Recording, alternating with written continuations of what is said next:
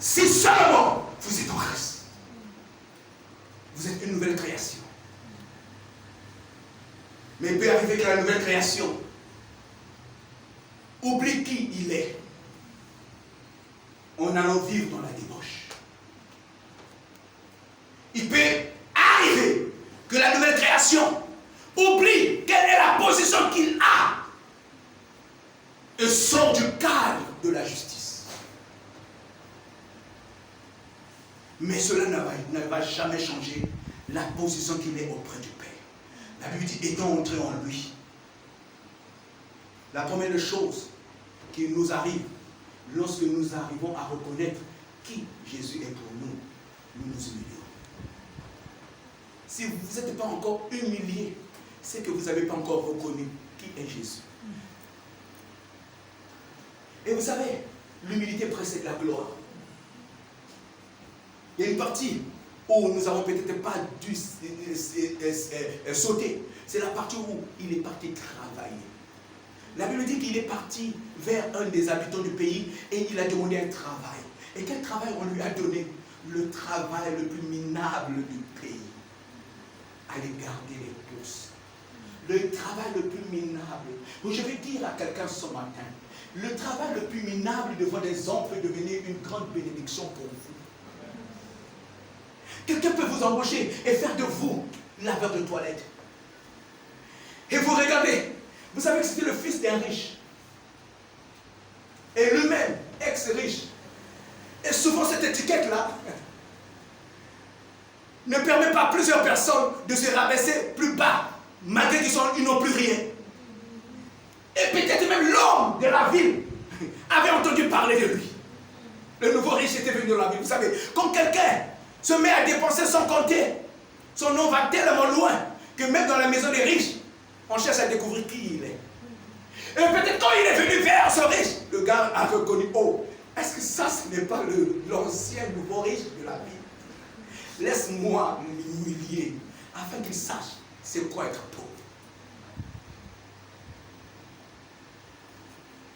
Il peut arriver que je vous donne le travail le plus minable. Il peut arriver que les hommes vous donnent le travail le plus minable à cause de ce qui s'est passé. Mais je bénis Dieu parce que Dieu est celui qui renverse les mouvements et les circonstances. Le travail le plus minable, le travail le plus bête, le travail le plus effacé que Dieu et les hommes peuvent vous donner, malgré votre diplôme, malgré votre intelligence, malgré ce que vous savez, malgré votre position, mais il vous donne un travail qu'aucune récompense ne peut venir du jour au lendemain. Je vais te donner la bonne nouvelle. Continue à faire ce travail. Ne le renie point. Ne l'abandonne pas. Faites ce travail si bien que celui qui vous l'a donné sera surpris de votre engagement dans ce travail, de votre engagement dans cette œuvre, de votre engagement de ce qu'il croyait être une humiliation. Dieu peut changer cela en gloire.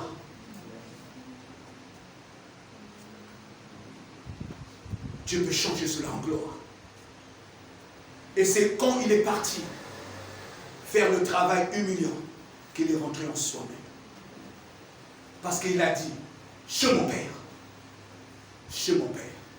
Et souvent, c'est lorsque nous arrivons, comme les hommes disent, à bout, et que nous ne savons plus quoi faire, que notre cœur se tourne vers celui qui l'a créé. Ne résistez pas. Si tu entends la voix du Père, ne résiste pas. Si tu entends la voix du Père, ne résiste pas. Si tu entends la voix du Père ce matin, ne résiste pas. Parce que je sais que la parole est en train de parler à quelqu'un ce matin. Ne résiste pas. Il est rentré en soi-même et il s'est dit, chez mon Père, chez mon Père. Je vous dis, il y a une place pour vous auprès de votre Père. Il y a une place pour vous auprès de votre Père. Souvenez-vous d'où vous venez. Souvenez-vous d'où vous venez. Mais rappelez-vous où vous allez. Souvenez-vous d'où vous venez. Mais rappelez-vous où vous allez. C'est ça l'évangile. Nous amener de gloire en gloire. D'en avant en avant. De progrès en progrès. Quelqu'un peut me dire Amen? Amen. Éphésiens au chapitre 2. Nous allons voir pourquoi Jésus change de situation. Pourquoi Jésus travaille jusqu'aujourd'hui. La Bible dit, Éphésiens chapitre 2, au premier verset. Vous étiez morts par vos offenses et par vos péchés, dans laquelle vous viviez autrefois, selon le train de ce monde, selon le prince de la puissance de l'air, de l'esprit qui agit maintenant dans le fils de la rébellion. Est-ce qu'il y a un fils de rébellion en ce lieu? Je dis non. Pourquoi? Parce que c'est autrefois. La Bible dit c'est autrefois que nous étions les fils de rébellion. Comme c'était autrefois, lorsque il n'y avait pas encore le sacrifice que Jésus avait accompli à la croix. Nous étions parmi les fils de rébellion. La suite, la Bible dit, vous tous aussi étiez de leur nombre, et nous vivons autrefois selon la convoitise de la chair, accomplissant les volontés de la chair et nos pensées. Et nous étions, ça parle de quoi? Est-ce que du présent, du futur ou du passé? C'est le passé. Nous étions de nature d'enfants de colère, comme eux. Verset 4. Mais, quelqu'un veut dire mais. Quelqu'un veut dire mais. Quelqu'un veut dire mais. La Bible dit mais. Dieu qui est riche en miséricorde à cause du grand amour dont il nous a aimés. Alléluia. Dieu est comment? Grand et riche en miséricorde. Reçois la miséricorde de Dieu ce matin. Reçois-le librement. Dis je reçois ta miséricorde. La Bible dit Dieu est grand et riche en miséricorde et en amour. Ce Dieu-là, la Bible dit, nous qui étions morts par nos offenses, nous a rendus à la vie avec qui? Jésus. Avec qui? Le Christ. C'est par la grâce que nous sommes sauvés. Autrefois, nous étions parmi les filles de la rébellion. Mais Dieu, grand miséricorde et en amour. Vous savez, nous avons du mal aujourd'hui à accepter la miséricorde et l'amour de Dieu. Parce que nous avons longtemps vécu dans la haine, dans la culpabilité, dans la jalousie, dans toutes les phases de la vie. Nous sommes habitués à accuser, à détruire, à tuer. Et c'est ça notre nature. Mais bien aimés, n'oublions pas ce que Jésus a fait à la croix, ce que Jésus a accompli à la croix, ce que Dieu a déclaré dans la parole. L'évangile nous dit que Dieu est grand en miséricorde et en amour. Est-ce que tu peux ce matin tourner tes regards vers la miséricorde de Dieu et son amour? Nous a rendus à la vie. Nous étions morts. Vous êtes vivants ce matin. Je dis que vous êtes vivants ce matin. Vous avez la vie de Christ. La vie de Christ. La vie de Christ. Tu as cette vie. Tu dois l'accepter. Tu dois déclarer que j'ai la vie de Christ. Car ce n'est pas un homme qui l'a déclaré. La Bible dit, Dieu t'a rendu à la vie avec Jésus. Voilà pourquoi Jésus est la base de toutes choses. La Bible dit, il est rentré en soi. Et il s'est rendu compte que chez mon Père, même les mercenaires ont de la nourriture. Et il a dit quoi? Et qu'est-ce qu'il a dit? J'irai. Je retourne. Je retourne. Ce matin, retourne à Jésus. Retourne à Jésus. Jésus aura compassion de toi. Retourne à Jésus. Jésus aura pitié de toi. Retourne à Jésus. Jésus t'accordera sa grâce. Lui qui dit je ne t'abandonnerai pas, je ne te délaisserai pas, je suis avec toi. Il est plus proche que tu le crois. Son amour est si grand que tu dois apprendre à expérimenter cet amour. L'amour du Père est vaste, et large, est long, est profond, comme disent les Écritures, que nous ne pouvons pas en sonder avec notre propre parole. Nous devons juste nous jeter à l'intérieur et nous laisser immerger par cet amour jusqu'à ce que nous devenons un. La Bible dit l'évangile est une puissance qui libère, que ces paroles libèrent ta vie. Que ces paroles libèrent ton cœur. Que tes paroles libèrent ta famille. Que tes paroles te libèrent toi. L'humilité précède la gloire. Alors si tu veux aller vers la gloire, si tu veux voir la gloire de Dieu, descends. Descends. L'humilité, ce n'est pas se repentir. L'humilité, c'est accepter ce que Jésus a fait pour toi. L'humilité, ce n'est pas se repentir. Les gens confondent l'humilité et la repentance. Les gens disent, je deviens humble, alors je vais aller vers Madame Fall, s'il te plaît. Non! L'humilité, selon les Écritures, c'est accepter ce que Jésus a fait pour toi. Ce que toi, tu n'as pas pu faire. Ce que tu ne peux pas faire. Tu ne peux pas te pardonner toi-même. Tu ne peux pas te racheter toi-même. Tu ne peux pas te libérer toi-même. Mais Jésus l'a fait à ta place. Voilà pourquoi tu dois l'accepter humblement. Jésus, c'est toi qui l'as fait à ma place. Je l'accepte. L'humilité, c'est accepter que ton succès vient de Jésus. L'humilité, c'est accepter que ta position vient de Jésus. L'humilité, c'est accepter si tu vis, c'est Christ qui vit sa vie en toi. L'humilité, c'est accepter le sacrifice de la croix, l'accepter par la foi que tu as tout accompli dans ma vie. Je suis devenu parfaitement parfait comme toi, par Christ. C'est ça l'humilité. Et c'est ce qui préfère précéder la gloire. Quand vous arrivez à accepter le sacrifice que Jésus a fait pour votre vie, quand vous acceptez à accepter, Jésus, c'est toi qui me rends capable. C'est toi qui me rends capable. La Bible dit, c'est lui qui nous crée en nous le désir de la vouloir, selon son bon plaisir. Quand vous acceptez Jésus, c'est toi qui as créé en moi le vouloir et le désir. Quand vous acceptez Jésus, c'est moi. C'est toi, c'est toujours toi, c'est pas toujours moi, c'est toujours toi. Et la Bible parle de l'amour, la Bible dit l'amour accepte tout, l'amour pardonne tout. Mais l'amour n'est associé qu'à la personne de Jésus.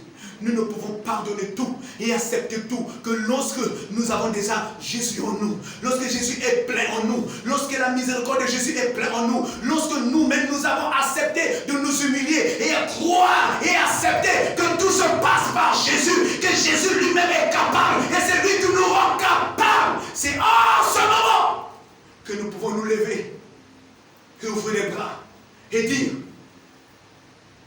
Jésus, j'ai besoin de toi. J'ai besoin de ton soutien. J'ai besoin de ton aide.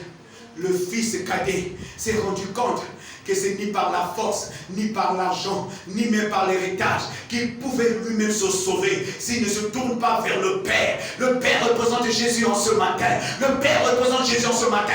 Quelqu'un peut se tourner ce matin vers Jésus pour dire, Jésus, c'est toi qui peux me rendre capable. Ma capacité ne peut venir que de toi. C'est toi qui fais tout dans ma vie. C'est toi qui donne tout dans ma vie. C'est toi, Jésus. C'est toi, Jésus. Je n'ai ni or, ni argent. Je n'ai rien. Mais Jésus, j'ai toi dans ma vie. Jésus, j'ai toi dans mon âme. Jésus, j'ai toi dans mon esprit. Et je tombe à tes pieds pour te dire, Jésus, viens à mon secours. Viens à mon secours. J'ai besoin de toi.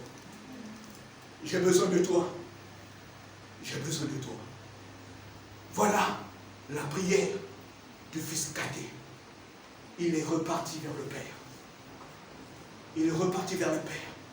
La Bible dit, quand il est arrivé, il a dit, Père, j'ai péché contre le ciel.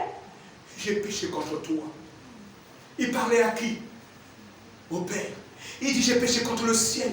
J'ai péché contre toi. Il parlait à qui? À une seule personne. Celui qui est dans le ciel s'appelle Jésus. Celui qui est en face de vous s'appelle Jésus. Il dit, j'ai péché contre le Père. J'ai péché contre Jésus. J'ai péché contre le Père qui est dans le ciel. J'ai péché contre l'Esprit de Dieu qui est avec moi en ce lieu. Qui est passé contre le Jésus qui est avec moi. La Bible dit, là où deux ou trois sont rassemblés à son nom, il est présent. Qui est présent? C'est Jésus. Si nous péchons contre le Père dans le ciel. Nous péchons contre Jésus.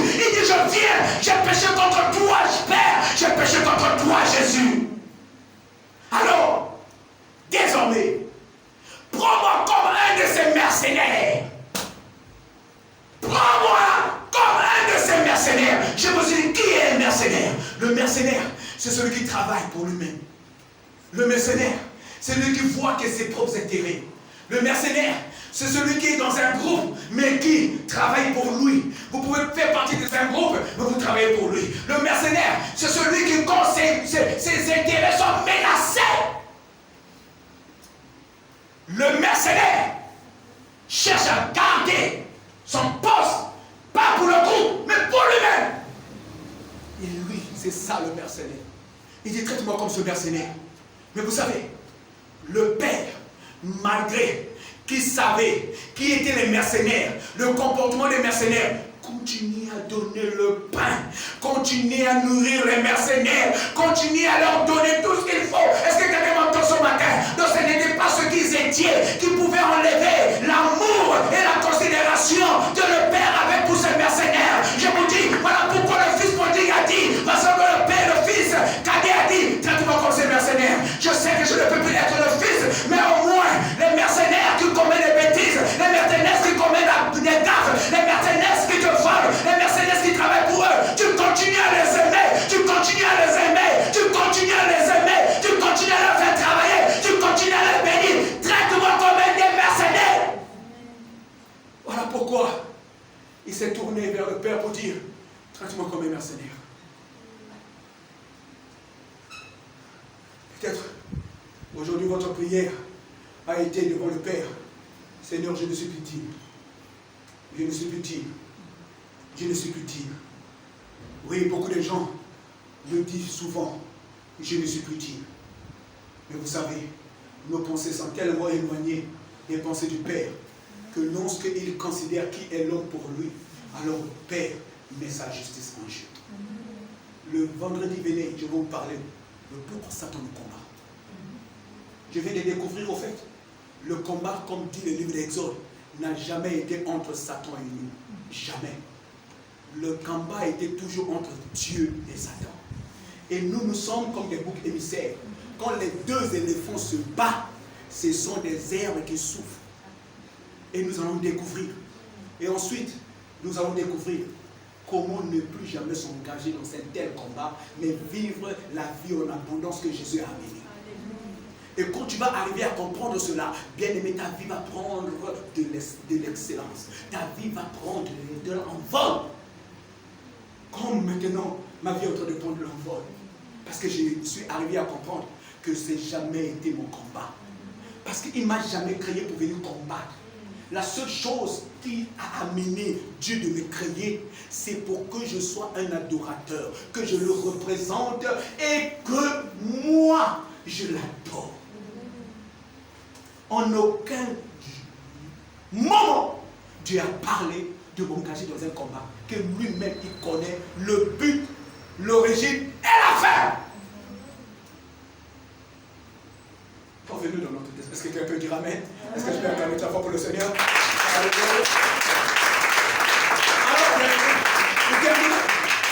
Il a dit, traite-moi comme un de ces mercenaires. Traite-moi comme un de ces mercenaires.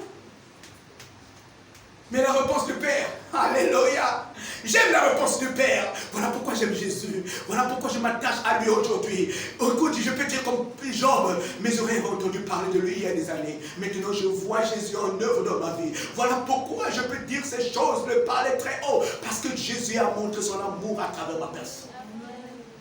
Le Père a regardé son fils. Il a souri. Mais vous savez, quand nous lisons, avant son arrivée, la Bible dit, il était encore loin. Il était encore loin. Vous ne pouvez pas voir quelqu'un de loin si vous ne sortez pas de là où vous étiez et vous essayez de tous les jours de voir s'il arrive.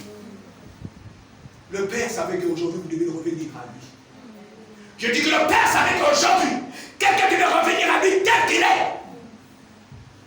Le Père savait. Voilà pourquoi ce message est pour toi. Et quand il est arrivé, la Bible dit Il l'avait déjà préparé dans son cœur. Vous savez, lorsque quelque chose ne va pas, nous préparons déjà quelque chose dans notre cœur. Et très souvent, quand nous avons déjà quelque chose dans notre cœur, nous disons déjà, voilà comment je vais dire, voilà comment je vais parler, voilà. Vous savez, quand vous complétez déjà à l'intérieur de vous ce que vous allez dire, c'est que vous êtes en train de vous porter votre propre jugement. Vous êtes en train de vous juger vous-même et vous êtes en train de porter votre propre jugement. Or, votre jugement est néfaste. Tout jugement d'ordre est un péché. Quand vous arrivez à vous juger vous-même. Voilà pourquoi Dieu a dit aux disciples, quand vous allez vous présenter, ne dites rien. Je mettrai des paroles dans votre bouche. Mais ce fils avait déjà beaucoup de paroles dans sa bouche. Voilà pourquoi quand il est arrivé, il n'a même pas laissé le temps au Père de parler. Il a commencé à parler. Et c'est comme ça, lorsque nous voulons nous défendre, lorsque nous voulons faire justice nous-mêmes, lorsque nous voulons à tout prix que notre conscience apaise. Très souvent, quand nous voulons apaiser notre conscience, nous parlons. Nous commençons à parler, nous commençons à nous justifier. Bien-aimés, j'ai compris avec le Seigneur que la justice de l'homme est une malédiction. Et souvent nous faisons justice nous-mêmes.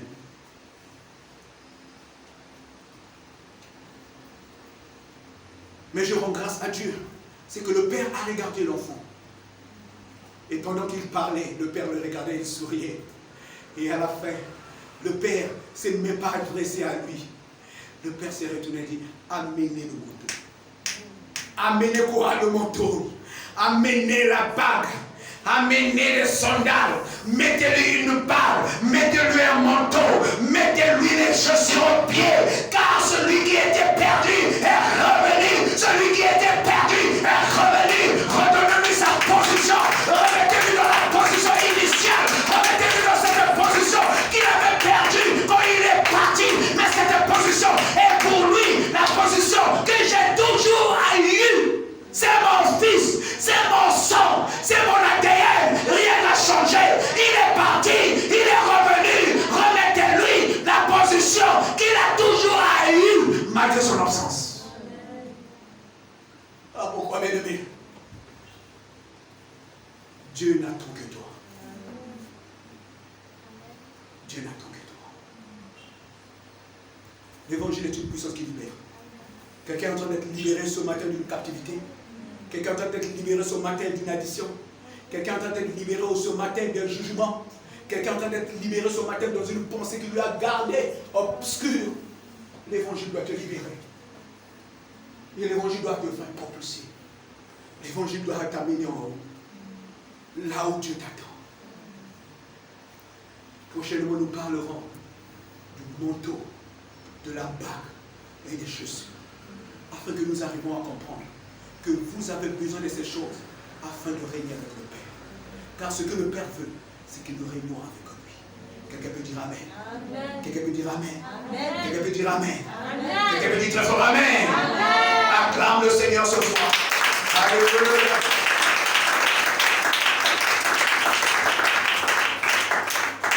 Bien-aimé, il y a une chose ce matin que j'aimerais que tu fasses. Tu vas te lever sur tes pieds. Et j'aimerais que tu pries cette prière avec moi. Et crois à chaque parole qui sortira de ta bouche. Afin que Jésus, qui est le consommateur de ta foi, te vienne en aide là où tu n'as pas de force. Prie avec moi. Père Céleste, je crois à ton Fils Jésus. Il est mort à ma place. Je crois qu'il a porté mes péchés. Qu'il est ressuscité. Qu'il a été jugé à ma place. Et il est devenu malédiction. Afin que je sois une bénédiction. Et la bénédiction d'Abraham est descendue sur moi ce soir. Je viens à toi, tel que je suis. Et je reçois par la foi l'œuvre de la croix, la miséricorde, la grâce et la faveur. Christ désormais en moi, c'est l'espérance de la gloire. Ce n'est plus moi qui vis, mais c'est Christ qui vit sa vie en moi. Je l'accepte, car tout a été créé par lui, en lui et pour lui. Je te reçois comme Seigneur, comme Sauveur. Tu es tout pour moi. Tu es tout pour ma famille. Tu es tout pour ma maison. Tu es tout pour mes siens. Tu es tout pour ma femme, pour mes enfants. Tu es tout pour mon mari. Tu es tout pour le Sénégal. Ce soir, je viens à toi et je viens m'humilier en acceptant que ma capacité ne vient que de Jésus. Mon courage ne vient que de Jésus. Ma richesse ne vient que de Jésus. Mon engagement ne vient que de Jésus. Ma détermination ne vient que de Jésus. Je suis une maison et je ne peux être meublé que par Jésus. Je ne peux être protégé que par Jésus. Je ne peux être habité que par Jésus. Je ne peux être élevé que par Jésus. Je ne peux avoir une couleur bonne que par Jésus. Ce matin, je suis une nouvelle création. Les choses anciennes sont passées. Ce matin, toute chose dans ma vie est nouvelle au nom de Jésus. Amen. Acclame très fort le Seigneur.